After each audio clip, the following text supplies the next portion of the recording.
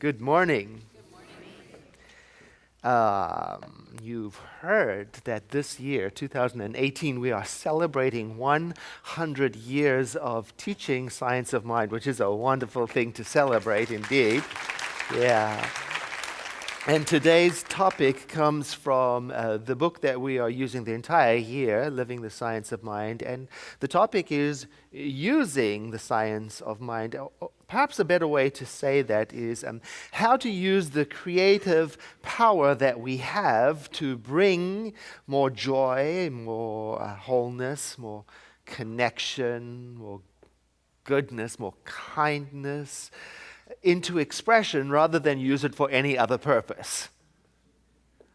Because it's all possible to bring forward. But just because something is possible to bring forward doesn't necessarily mean that it's beneficial.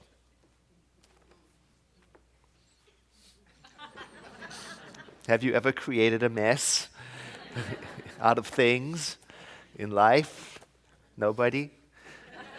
Through poor choices. Maybe nothing like overtly wrongdoing, just uninformed, maybe good intention. No? Yeah.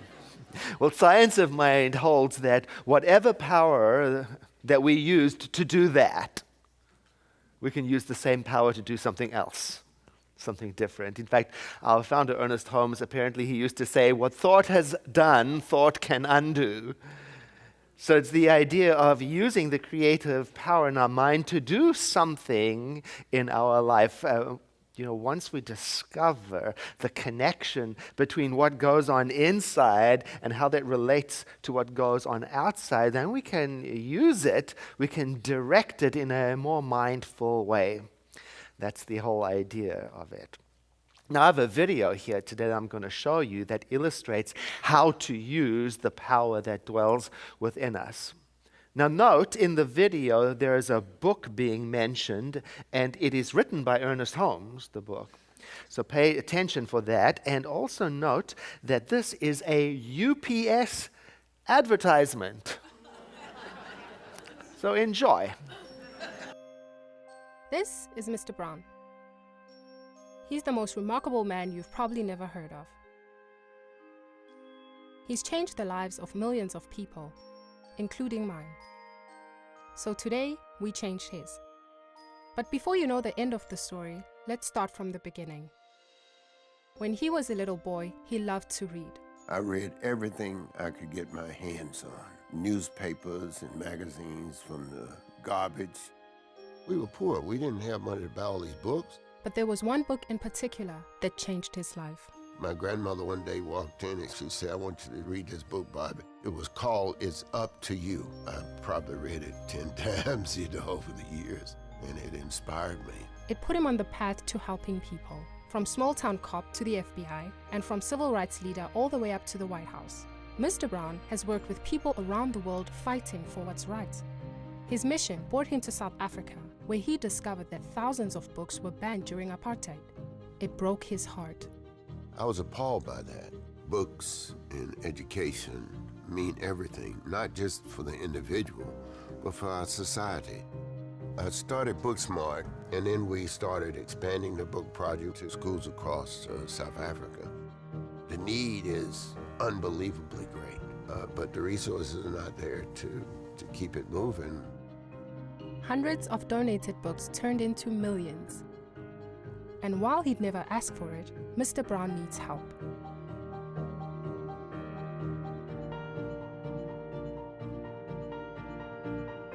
My wish for all these books is that we would be able to get to millions of young people who do not have a chance. We're giving them a chance at life.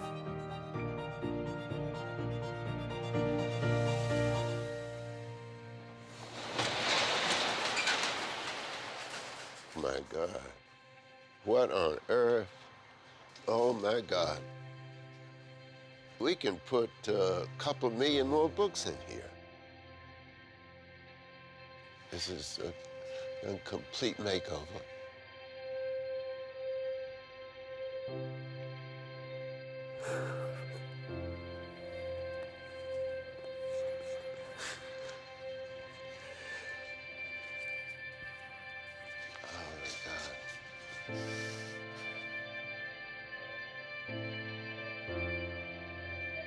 I mean, I could never dream this could happen. My name is Mpumi Nobiva. I am one of the many children Mr. Brown has helped. Oh, girl. I have something very special for you. Oh, my goodness. Where'd you find this? This is it. This is the book. Dearest Mr. Brown, we wanted to grant your wish to continue sharing the power of books with the children of Africa. On behalf of all of them and all of your friends at UPS, thank you.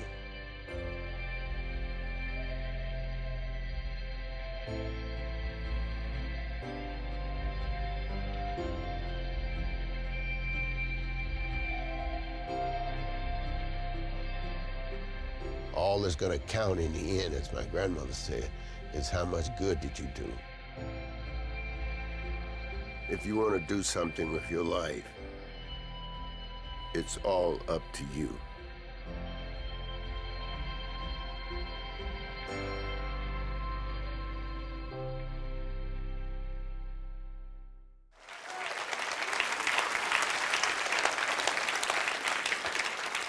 Starting in February, we're going to have a 11-week course on Wednesday evenings, free to anybody, 7 p.m. to 8 p.m. And the title of it is, It's Up to You. Now, the book referenced in the video, this one, Is Up to You, is out of print. It's no longer available. There is, however, a more recent book by the same title, still by Ernest Holmes, a collection of similar essays that we're going to be using for our 11-week class on Wednesdays, 7 p.m., all welcome, no registration needed. And in that class, I'll also make some copies of the public domain essays that from the original text to share with you as we go along in the course. Now, for the benefit of our radio listening audience, we've just watched a UPS ad, Wishes Delivered, which is about Mr. Brown, who founded Booksmart and had his warehouse organized by UPS so that he could deliver tons and tons of books to millions and millions of children. We watched that video as an illustration of how to use the science of mind, the power of creation in us to do good in the world. So here are some things I learned about how to use that power from watching the video. I noted that Mr. Brown did not know how it would all work out. And that did not stop him from getting started. He started with his vision to do good. And he believed in it, and he followed it. I also noted that he did not wait until he had everything that he needed or to be perfect. In fact, it looks like the task must have been, well, it must have appeared to be completely large, impossible, and overwhelming. Well, that didn't prevent him from using his mind to imagine a better future for millions of people. I also noted that Mr. Brown did not let good become the enemy of better. Do you know what I mean by that? When he walked in, the first thing he says is, we can add another 2 million books in here. Instantly, you see the shape of his consciousness, his mind, to expand beyond whatever good has already been delivered. Oh, there's something to pay attention to here.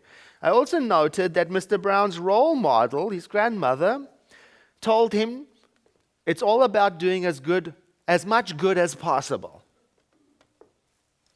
Maybe because she knew that goodness is the key ingredient in using the creative power in our consciousness, and that it is goodness that draws everything to its own fulfillment. I also noted that she did not tell him to sit around and visualize getting rich, or to take care of himself first. And I noted that Mr. Brown summarized the whole of the Science of Mind teaching when he said, if you want to do something with your life, it's all up to you. And I would add to that, because there is a powerful good in the universe and you can use it. That's the key. Good, power for good. So when we use our consciousness, which is another word for our awareness or our mind, when we use it in a way that is consistent with its nature, goodness, that's when it works. That's when things fly. That's when it draws everything that it needs to fulfill itself. So then what is the true nature of our consciousness? Well, we've got to go below the surface. We've got to go beneath the chatter and the noise to find that. And Science of Mind would say it is a resistance-free peace. It is peace itself. It cannot be disturbed. It is inseparably one with everything, and it cannot be changed by outer circumstances. That. Now, how to use that? Well, I've got to get below the chatter to get to that place. And I can't think of a better way of getting below the chatter of my mind than to start to pay attention to the words that I use, both in spoken and both the words in my mind, because words or ideas come into form. And the silent words in our minds are as powerful as the ones we speak. So maybe we could say that our practice is to learn to tell ourselves what our hearts already know when I drop below the chatter into the truth. What does my heart already know when I drop everything else? That there is a resistance-free, undisturbed peace in me that is one with everything, and it cannot be disturbed. But I don't always go there when I'm talking to myself in my mind. Do you? No. I've had to learn to talk to myself in a better way, from that consciousness, when I'm stressed, when I don't know what to do, when I wish I could understand something that seems impossible to understand and it's bothering me and I'm obsessed with it, when I'm afraid. So now, through Science of Mind, I've learned to talk to myself from that presence within. I've learned to say to myself, there is a power in the universe greater than I am, and it is alive and well and active in me. I've learned to say to myself, there is an infinite intelligence in the universe, and in me it knows what to do and how to do it. I've learned to say to myself, this is a universe of oneness and connection, and I turn to it daily to refresh my own understanding of my connection with everything. I've learned to say to myself, I live, breathe, and move, and think, and have my being within the one infinite life, that one that I can never be apart from. And then I forget all of that in an instant, especially when I get grumpy, or competitive, all the things that stress us out and disconnect us from what we know. Comparing, complaining, gossiping, miserabilizing, just like every one of us does from time to time. And now that I'm married, I have someone to take it out on.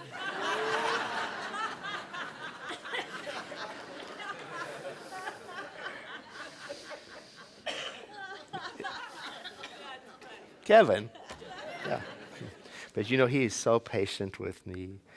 Because, when I'm being grumpy or I'm opinionated, and it's leaking out in my words, he'll say to me gently, that isn't how we talk to each other in this relationship.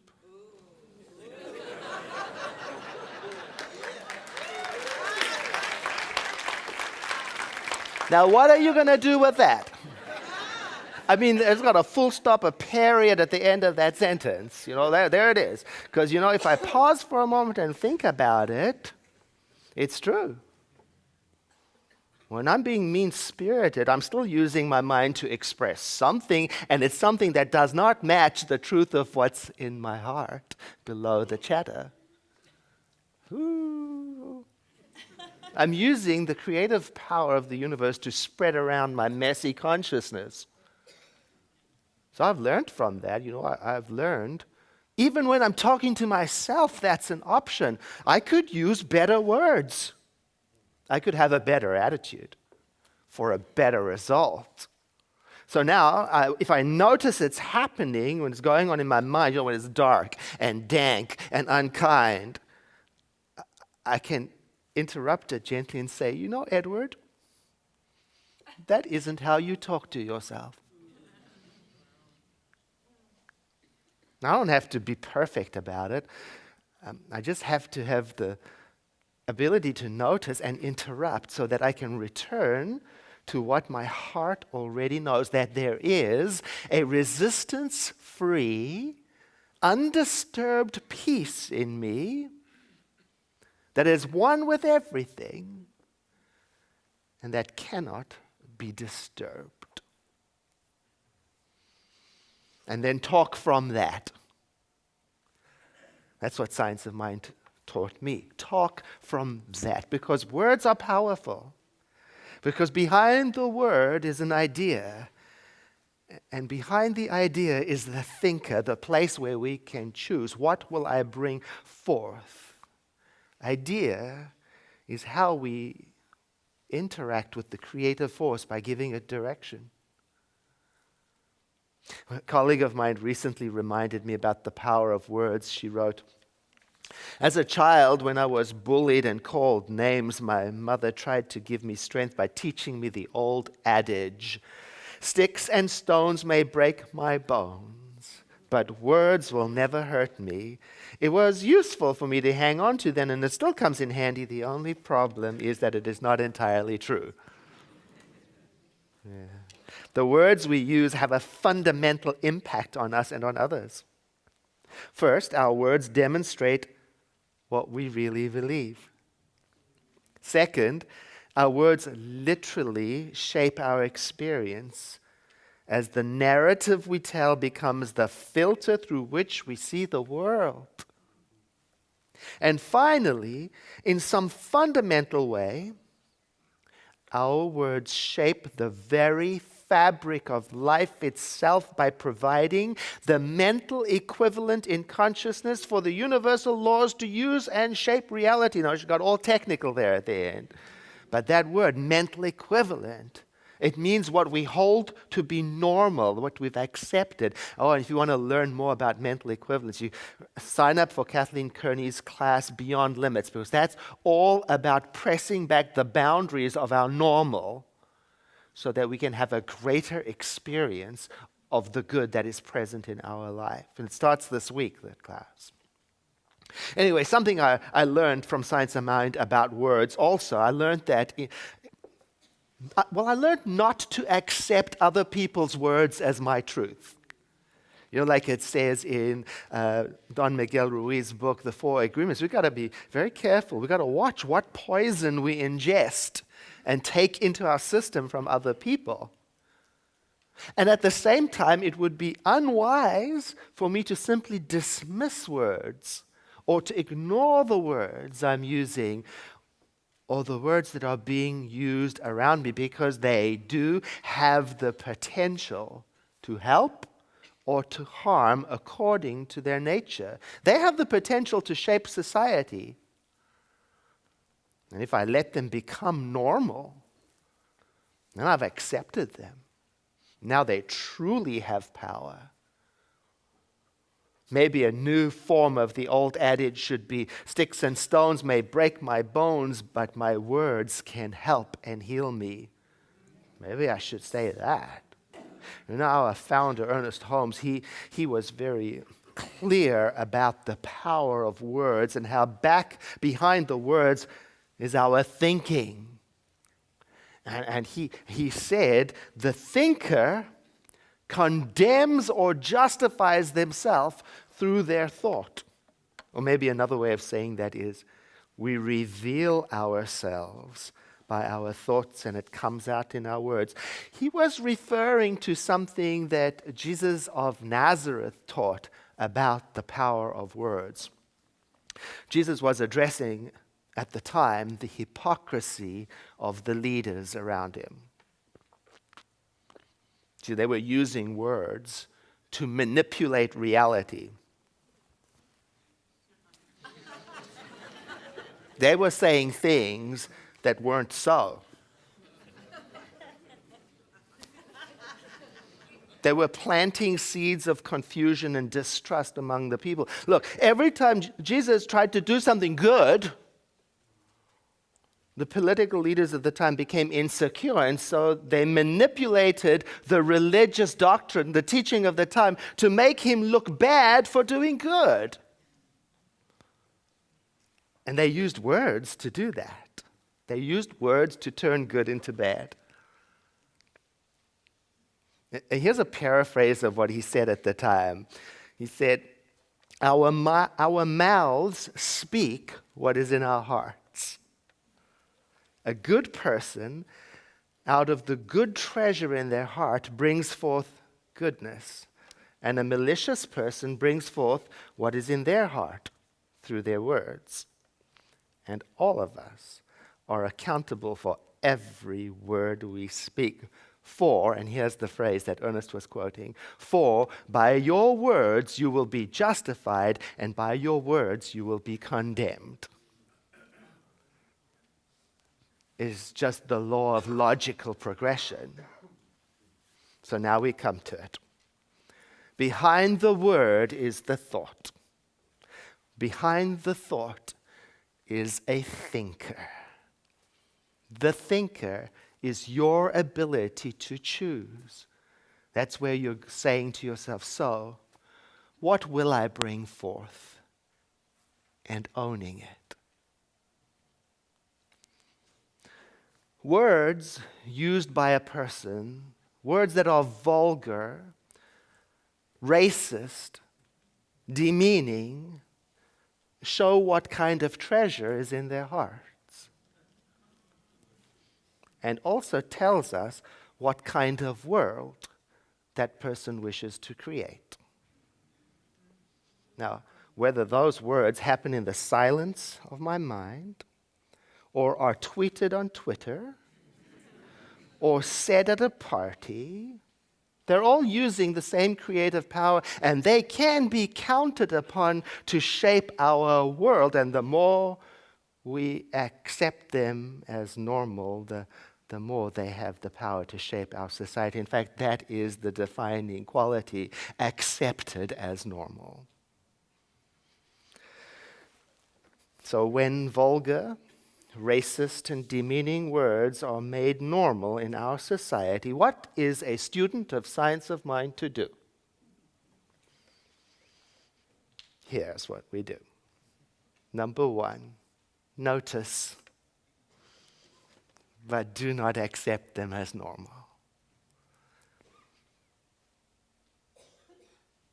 Instead, a student of science of mind notices and then returns to the truth of their being, that truth which is below the chatter of reaction and retaliation, below, and realizes that there is in me a resistance-free,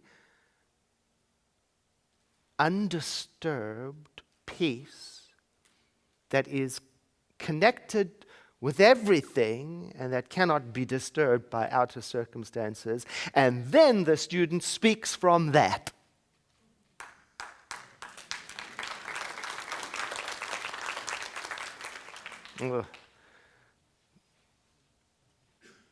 In the Hindu faith, there is a list of virtues, the yamas and the niyamas. And one of these virtues is satya. It means so many things. Primarily, it means truth. It refers to the mindful restraining from falsehood. Don't you like that? The purposeful removing myself from falsehood. And it avoids distorting reality. It's considered to be a goal for how to live life. In my actions and in my thoughts and my word. Does it all match up? Does it line up? And speak from that. It's considered good and right to be virtuous, to be truthful, and to avoid untruths. And the root of the word, sad, very interesting word, because it means more than truth. Do you know it also refers to your true essence, my true essence? It refers to that elusive thing that we call your consciousness. It means your true self, and it also simultaneously means goodness and purity and positivity and life. It's describing you. What I get from this is that your true, good, pure, real self is considered necessary for order and balance and for things to run harmoniously in this world. Your true, good, pure, real self is necessary when it comes to governing nations, forming relationships, and raising children. Your good, true, pure self is expressed through your words, because behind your words are your thoughts, and behind the thoughts is the thinker, that within you which decides, what will I bring forth? You know, it makes me think of the old phrases, I give you my word. Or, I'll take your word for it. You have my word. And I'm thinking about that. What could that mean now in light of this? I give you my word. I think it means I'm sharing with you the treasure of the truth that is in my heart below the noise. I'll take your word on it. It means I'll take what you say as a sign of what treasure is alive in your heart, what you are. You have my word. I have given you the truth of my true self that is below all of the mind chatter. And why is it so important, all of this? Because words are the foundation of prayer, affirmative prayer. And how we use words in affirmative prayer is very important because they are connected to what is authentically in our heart. So we have to be real and true and transparent about it. And we are going to learn about that this year. So what is the treasure in your heart? Under the noise. Not what I want. Not what I fear. Not what I'm obsessed about. Not what my mind's chattering about. Beneath all of that, there is that within which is resistance-free, peace itself, cannot be disturbed, inseparably connected to everything, does not change as things around change. And I would say our task then is to get in sync with that and speak from that to bring forth into experience that which matches the truth of our being. Now I invite you to breathe in with me, to exhale as your eyes close. As we turn within to recognize the one universal presence that has no name and is all names, that is everywhere present, is as it always was and ever shall be, the eternal, the immortal, the creative genius of the universe. Turning within this way to salute it, we recognize it not only for being more than we can ever imagine, but also as our home, where we live, where we breathe, where we think and we pray, inside the mind of creation itself. So even as I speak this affirmative prayer in the first person about myself and about anyone who accepts it, it becomes available instantly as a shift in consciousness as we identify with those words within the prayer that resonate as true. And because truth belongs to no person alone, its universal nature translates itself into every person according to their need and understanding and best idea. So for today, I am affirming that there is that within me, as it is within everyone here, a peace that passes understanding. It is not a remote idea distant to be reached for or acquired or attained. It is what is and always has been at the center and foundation of our being. I sense that within me, and I call it forth into expression to guide me and sustain me so that I can speak and act in the world in a way that matches the truth of my being. I abandon any allegiance to any chatter that causes me to think of retaliation, of rebuttal, of anything that distracts me from my place of power. I abandon and surrender any idea that spirituality is weakness, and I let myself land solidly in the truth of being, of oneness, and I believe in it, and I trust it, and I speak from it, and I expect it to deliver the result that is in harmony with its true nature. Now, even as I speak this word, I give thanks for it. I feel moved by the remembering of that which is alive in me. And I release this word into that aspect of the divine that we call the law, because it responds to us in a lawful, predictable way. And it sets me free to go about my work, knowing that on the unseen side of life, I am recalibrated, realigned to the truth. And together we say, and so it is. I invite you to breathe in with me and to sigh.